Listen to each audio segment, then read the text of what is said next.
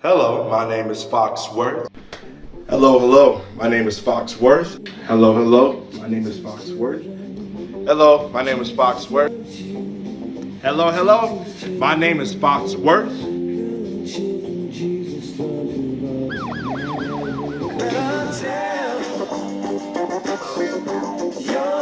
Good morning, America.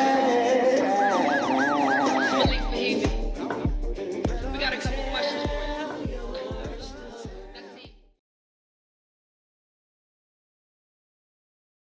I think we're good. Hello, hello, everybody. It's your boy Foxworth. What's up? I know I have been gone. Life has been life. Life is always life, isn't it? But man, to give a short update, I have been growing. I have been finishing up my last year of grad school here at University of California, Irvine, Claire Trevor School of the Arts. Such a mouthful, but you know, it's what I love. It's where I go. I have been on a journey, as we all are during this COVID time, of going through my problems and not going around them. And through that, going through it, I have been learning to not depend on weed or alcohol or sex or anything like that to give me patience to deal with my trauma that I didn't even know that bothered me until I have been just sober and just, really talking with myself and depending on God and depending on myself. And on this sobriety stage, I watched a TV show, a beautiful TV show called I May Destroy You. And those of you who know, you know. If you don't know, trigger warning. It is a show about a woman, black woman, who becomes a rape survivor. And the whole story is following her journey and, past traumatic experiences, how everything that is happening with her has affected her in her life, what have you. And, when you're smoking weed and you're drinking and you're doing whatever, it especially of how much you do it, you don't realize how much things bother you, how traumatic experiences bother you, especially when you're black in America and when you're black and gay in America. You've probably been through a lot of traumatic things, and you just, as we are taught, as we are conditioned to do, you just put it in the back of your mind, just put it, as they say, swipe it under the rug. And watching this show sober allowed me to see what the problem was my whole life. At least in my adolescent life. So I'm gonna be sharing some things with you. And I want to, because I want to confront my things and not let them control me or haunt me, but rather I'm saying this because I am a survivor, and I'm saying this because I want to allow people who are out there who have been through similar things to feel seen, to feel heard, to create conversation, and to celebrate. I know that sounds weird, but it's to celebrate life, to celebrate strength, to celebrate getting through. I've never told this story out loud in public, and there is a bit of my chest is scrunching. Maybe that was a push-ups, maybe it's not. But now I'm laughing it off. But anyway, but I want to share this because I think I'm ready. And as I'm going into the entertainment world and the world period and God's world, I don't want no secrets, or, you know, I have a private life, but I don't want no secrets. The type of man that I am, the type of minister that I am, the type of artist that I am, is one that is out loud and present. So here we go. When I watched I May Destroy You, it made me realize that I was having the same, shall I say, reactions to being a rape survivor as she did. And I thought that I was, you know, what's crazy is I didn't even know that I was a rape survivor until I met my ex. I'm going to be careful with naming names. Until I met my ex-girlfriend. And I had told her what happened. And I'm going to tell you in a bit. And she told me what it was, and I didn't even know. I had completely put it to the back of my brain so far. You know, I looked at it as just, oh, it was a bad hookup, but no, it wasn't. And here we go. Take your time, King, take your time. So, when I was 18 years old, I was going to Western Michigan University. I was a freshman.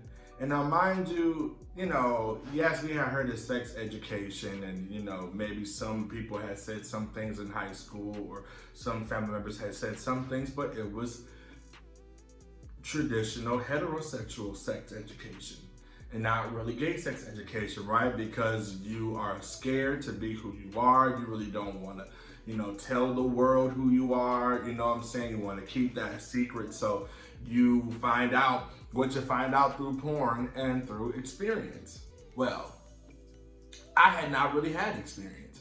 I had saw pornography, and I saw, well, okay, with them, that's how they do it. And, you know, when you're young, everybody just wants to lose their virginities, and everybody around me just seemed like they were more experienced and they were losing their virginities, and I was feeling very insecure. My cousins were losing their virginities and talking about how great it was, how good it was, and, you know, we all have our needs and our desires and whatnot. And I was on this app. I don't know if I can name the app, but I was on an app, a hookup app that many of y'all probably know. And I had been on it for a minute, but hadn't really found anybody, or I had been scared. And I had found this guy who was about 30 years old, black dude, who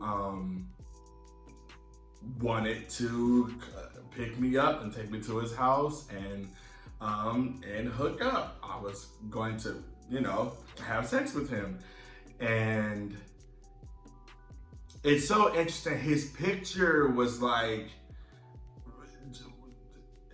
it wasn't that good, but the body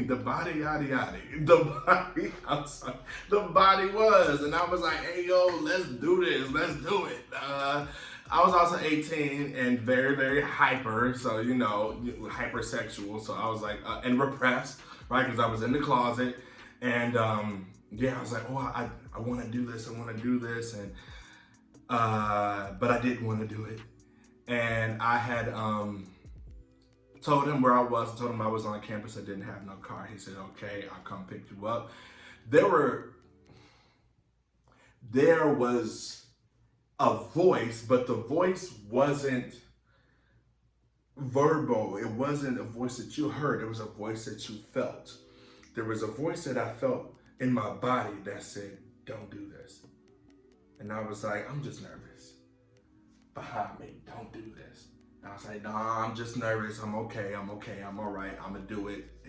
I'm gonna be good. It's all right. And thing is he was about to leave. He had went to one of our buildings, our welcome buildings, shall I say, and he's like, I'm about to leave. And another thing, it's 3 times, another thing said, do not do this. And I was like, no, I want to be cool. I want to lose my virginity. I want to feel what it feels like. Now, in my mind, as my cousins had talked about, when they lost their virginities, it was with girls that they had been with for a long time.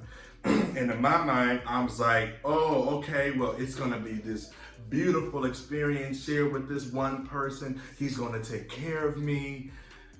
He's gonna hold me. It's gonna be amazing. And this is what I had in my mind. This is what I wanted, and and at that time there weren't a lot of guys who liked me. So I turned to this, and you know, it was quick and it was there, and I said, no, I'm gonna do it. I'm gonna be brave. I'm gonna go. I'm gonna go to him. And so he was at our welcome building, and I walked over there. It wasn't nothing but like, I don't know, probably like 30 seconds away from our dorm. And I walked over there, and he was in his car. When I got in his car, he looked better than his picture. And he was handsome. And I got in his car, and he drove. And mind you, I'm a freshman. I don't have a car. This is my first time away from home. I didn't know where he was going. I didn't know my surroundings, and that also was alerting my body to be like, don't do this, don't do this, don't do this, don't do this. But I was like, no, it's okay. We had stopped at a grocery store, and he was like, what do you drink? I was a baby. I was like, I don't know. You can get anything. I don't know, man. I didn't know. I wasn't a drinker. And he was like, okay, I'm gonna get you some gin or something like that. He walked in there, and he got it. He left his phone in the car with me. I'm looking at his phone, and I didn't know where I was. And I'm looking out the car, and I'm like, I should leave. I should leave. I should leave. Something's telling me to leave. I should leave. But I was like, no, but then what if I leave, and what if he's mad? I mean, this is what I thought. And I was like, no, I should stay in here, stay in there. So I did. He came back. He drove me to his house. He was like, I have a roommate, another black dude in his 30s. He's like, he chill, you know, we'll just, you know, drink. I think they were watching a game or something. He was like, yeah, you'll chill with me. He was like, my roommate, he's gay. He'll have a dude over for him later, but you know, it'll just be us. And I was like, okay. And so we went into his house. I still don't know where the house was because I was intoxicated at night.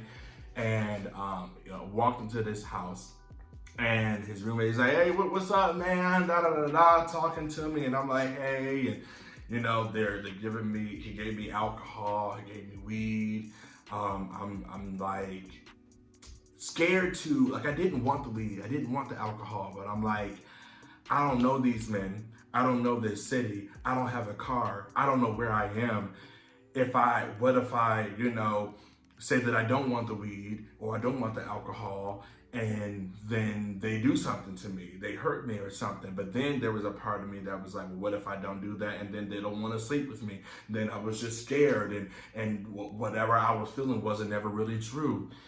And so then the day got later and later and later, and I'm like very cross-faded.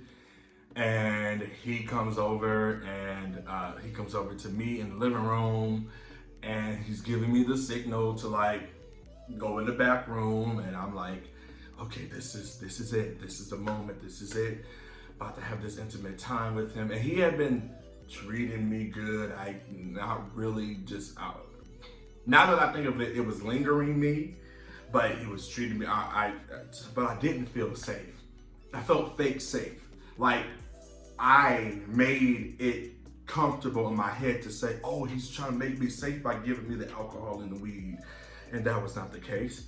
And I went in the back room with him, and mom or family, if you're listening, don't pay attention to whatever, but I started to do things with him.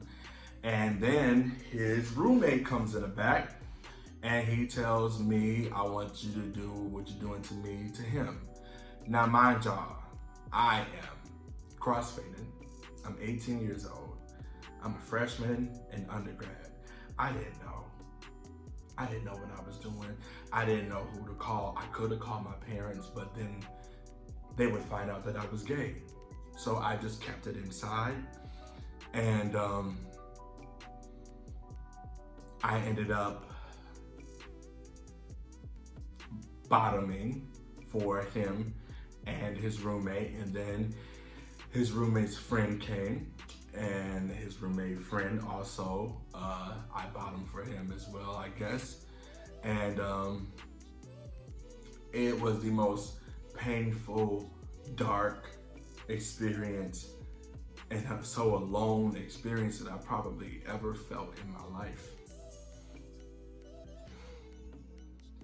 And after that, y'all, I don't even remember if they used condoms or not. I don't remember anything. They were like, all right, can you take him home? Thing is, the guy that brought me there didn't even take me home. It was the friend of the roommate. So he's driving me home, and I turned to him and I was like, are y'all like, are y'all like safe and clean from drugs? Like, did y'all use a condom? He's like, yeah, we say we clean, we use the condom or whatever. And I was just so disgusted. I was just like, can you just drop me off right here? He dropped me off at the theater. Thing is we were having showings for directing scenes. Like, we have a directing class, and we're showing like the finals of the directing class, or little 10-minute to 15-minute directing scenes. And I had just went into there and walked in and watched the directing scenes. After that experience, nobody knew what happened.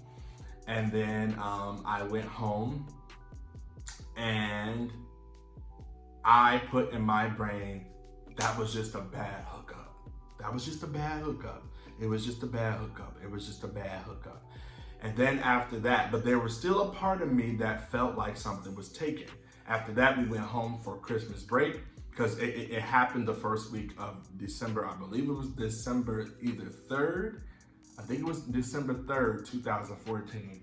I went home and I had felt sick. Like, I was starting to, I think it was just like a cold, but I wasn't educated on HIV or any diseases. So I'm starting to think it's that, and I'm afraid to tell my parents, because if I tell them, then they will know that I'm gay.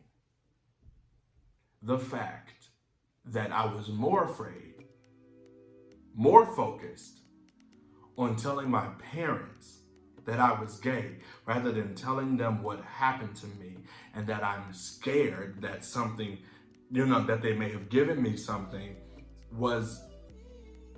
is crazy. And after that, I lived life. I'm gonna be honest, I was sleeping with people and not really thinking about it, because I was like, okay, that was a bad hookup. And this was the losing of my virginity. I was like, that was a bad hookup. I was like, well, I gotta get my virginity back from this guy. Okay, no, from this guy. And then from this guy. And then it just kept going until I met my ex-girlfriend. And when we were dating, I was in her room once, and I told her what happened. And she turned to me and she was like, baby, that's gang rape. And I was like,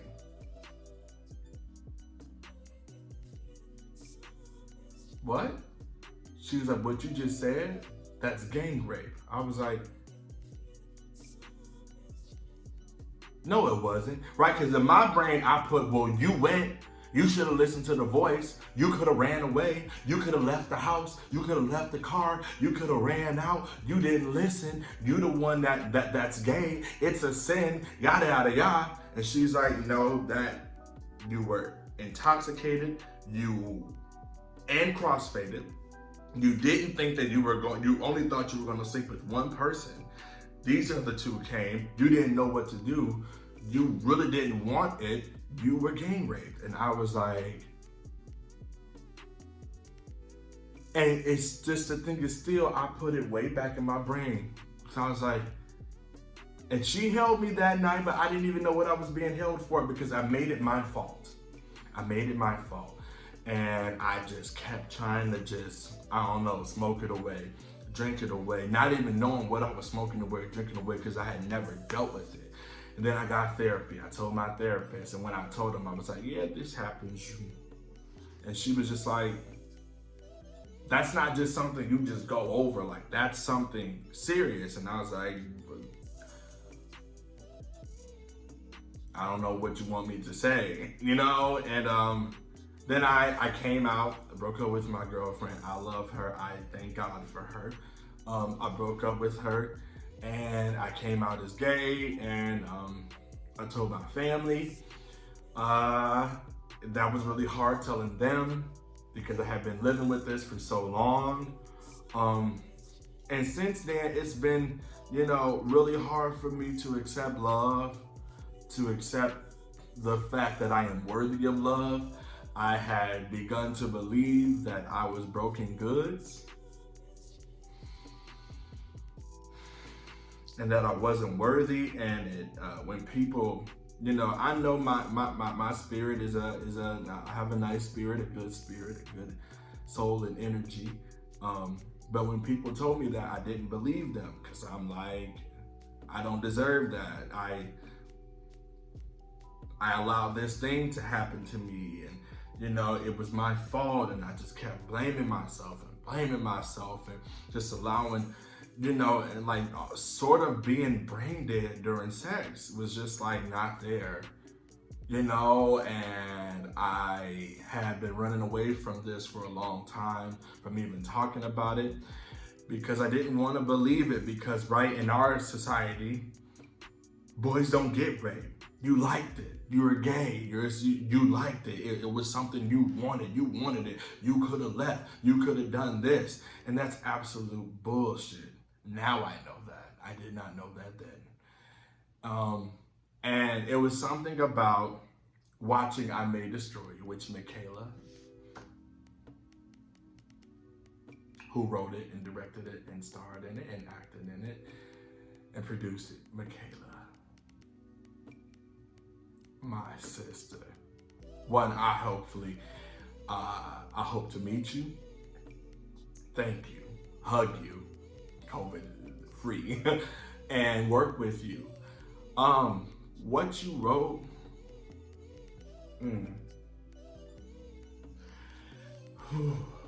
it was both painful, but also so healing.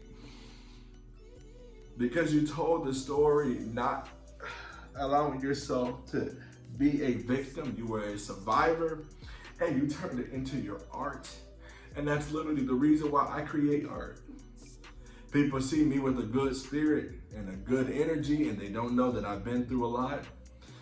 And I don't look at anything that I've been through as a bad thing. I use it in my art. And I just want to say thank you, my sister, and to everybody that worked on that show. Thank you. I feel as if I can come out and talk about this because you did that. God is good. I thank God for you. At this moment now, I have said this. This is going out into the world. I'm not letting it control me. I'm not letting it haunt me. I am not broken goods. You person who have been through something similar, you are not broken goods. You are not unworthy of love and unworthy of joy and of someone who sees you as a beautiful gift and not as something that they have to repair, they have to fix. Also, weed and alcohol may be a good little band-aid, but it will not heal you. It will not heal you. So, find your tribe, your village, your God, your love, your universe, yourself, and lean on them. They will help you heal. You will help you heal. But step one is noticing it, not letting it haunt you and deter you, and leaning on your people and healing and knowing that you are not damaged. You are not damaged. You are a survivor. You are not a victim. Even if you gotta tell yourself that every day, tell yourself that every day. You are a survivor. You are not a victim. And I also want to say this. Those of you out there, I want, especially the parents, the homophobic parents too, want you to really hear me. I love my parents.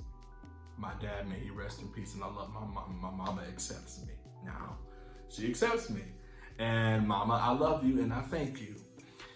Because let me tell you something. The fact that I was more afraid to tell my parents that I was gay rather than allowing them to hold me and to protect me is crazy. And it's societal and it's about how you're viewed, but that doesn't matter. It's how I felt, what I had went through. That matters. Hold your kids. Hold your family member. Hold your loved one. You never know what somebody is going through. Stop this madness and this craziness that boys can't get raped. Stop it. Stop it. Doesn't make any sense. Boys are humans. Women are humans. We are all human. Humans can get raped, and humans should be taken care of and should be held and not judged. I did not get raped because I'm gay. That woman did not get raped because she was dressing like that. It's because there are people out here who are damaged people who are damaging other people.